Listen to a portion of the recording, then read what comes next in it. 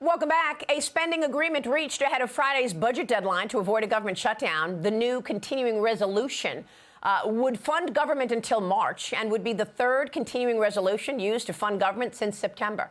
Republicans have been pushing for any agreement to include new security at the southern border. But this CR does not appear to address that, despite over 785,000 migrants encountered at the southern border already this fiscal year, which began in October. That includes a new monthly record of 302,000 just last month.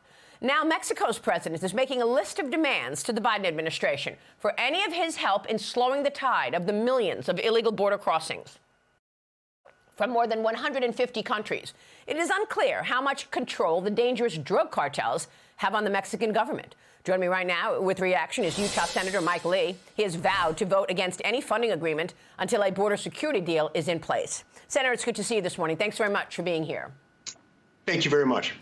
So can you walk us through these two spending packages that have been discussed this weekend? The first one is the continuing resolution that would take us into March, keep the government funded. Look, we have in place a massive humanitarian border security crisis, and it's a rule of law crisis. In order to resolve that, all we need is for the President of the United States to exercise the authority that he already has. And he's got more than enough authority, the same authority President Trump had in order to secure the border, and he did. President Biden could do that, and he should do that. This has reached such crisis proportions, which with 300,000 crossing illegally across our southern border in December alone, that I think it's time for us to tell the government, look, you've got to secure the border or shut it down. So if they want their government funded, especially if they want every priority funded, even for a short period of time, they need to show us that they're willing to do this. We don't need new laws for this. We simply need the president to have the resolve. And if what that takes is the threat of us withholding some of his priorities or funding from his administration, so be it. Mm-hmm. Well, I mean, part of the details that I was looking at from the Senate bill that they are proposing, expulsion authority for a limited number of days only if border encounters exceed 5,000 a day over a 7-day period. So are you suggesting that this deal is telling your colleagues that the only way they will put security at the border is after 5,000 illegals are enter a day? Well, that's one way of looking at it. We still don't have bill text. That's how it's been explained to us in certain terms, in that they create a new authority for the president to, halt the flow of illegal aliens across the border. But that would kick in only after they've had 5,000 plus migrant encounters daily. But here again, Maria, this isn't necessary. The president doesn't need a new law. Existing law would allow him to address this. He just refuses to do it. And so that's why it's so disconcerting that they're saying a new law is necessary. Moreover, Maria, even after that authority, that new authority they create kicks in, only after 5,000 migrant encounters a day, it would remain in effect only for a maximum of 180 days a year after the first few years. I think the first year is 275 days. What that means is that the Mexican drug cartels could then calendar their human trafficking. Keep in mind, they earn many, many billions of dollars a year off of Joe Biden's lax border enforcement policies. And they could just front-end load that or back-end load that, depending on what the calendar allowed. So this is a proposal that's designed first and foremost not to secure the border, but to extract and extort votes from Republicans for this $106 billion aid package, most of which goes to Ukraine, for which they're understandably reluctant to vote. That's disgraceful. Well, I mean, the Senate Republicans seem more interested in sending money to Ukraine than actually securing the border. When are Senate Republicans going to get serious about the border? Well, it's time to get serious about the border right now. And the way we do that is to tell the Biden administration, if you want your administration funded, secure the border or shut it down. The very worst thing we could do right now is give them more money for their priorities, for things like giving aid to help other countries secure their borders, while doing nothing that's actually going to change President Biden's will to enforce the law. That is his job. He took an oath to do that. He's failing badly when it comes to the border, and the consequences are catastrophic.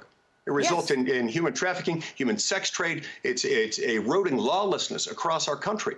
these things do have an effect, and it's harming Americans. It's harming people all over the Western Hemisphere. Just extraordinary. What do the next few days look like? The Senate goes back on Tuesday, and Schumer had set up a procedural vote. You said you don't even have text of any of these spending plans. When do you expect to vote? Okay, so we do expect a vote as early as Tuesday on the continuing resolution. But as far as the supplemental aid package, we were promised that we'd see text as early as this Wednesday of this last week. We're now promised that maybe we'll get to see text sometime this next week. In the meantime, we've got people pushing this deal as if it were already a proposal. We've got the Wall Street Journal coming out last Monday saying that any Republican who didn't support the supplemental aid package was just trying to score cheap political points at the expense of American national security. I don't know how they can say this when there is no deal. There is no proposal. We haven't even seen it. Let me switch gears, ask you about your thoughts on Iowa. I see that you have endorsed President Trump. Tell us why. I've endorsed President Trump. We've got two choices. This is a binary choice Americans face in November. They face a choice between lawlessness and the rule of law. They face a choice between secure neighborhoods and communities and absolute lawless mayhem. The American people need a return of Donald Trump. They need the return of someone who is willing to secure our border, who is willing to look out for American interests, not those of our adversaries, not those of foreign countries. Do you get a sense that others will be endorsing Trump after Iowa? When are you expecting him to wrap up and lock up this nomination, if in fact that's what you expect? As a de facto matter, Maria, he's going to have this wrapped up pretty quickly because I don't see any state coming up anytime soon where he's going to start losing. I think he's going to do really well in Iowa. I think he's going to do really well in almost every state after that. And so, yeah, I think he will become the de facto presumptive nominee very, very soon. And I welcome my colleagues in joining me in getting behind Donald Trump and his candidacy for 2024. I don't understand why your colleagues on the left are so against America First. I don't understand why they would allow this wide open border where we've actually noted people who are on the terrorist watch list who've been encountered and the fentanyl killing so many, 100,000 Americans in the last year. Do you have a sense of why? You know, it's very difficult to speak for the subjective mindset of someone else, but I can speculate. And some of the speculation I can offer, Maria, has to do with the fact that when you don't live on or near a border, when you don't live in or near a community where bad things happen, communities that are not gated, you might lose track. So Democratic office holders maybe are not spending as much time in these communities as they should. Perhaps they're not close enough to people who are being killed by inflation, who are being harmed by the ravaging effects of lawlessness and illegal immigration.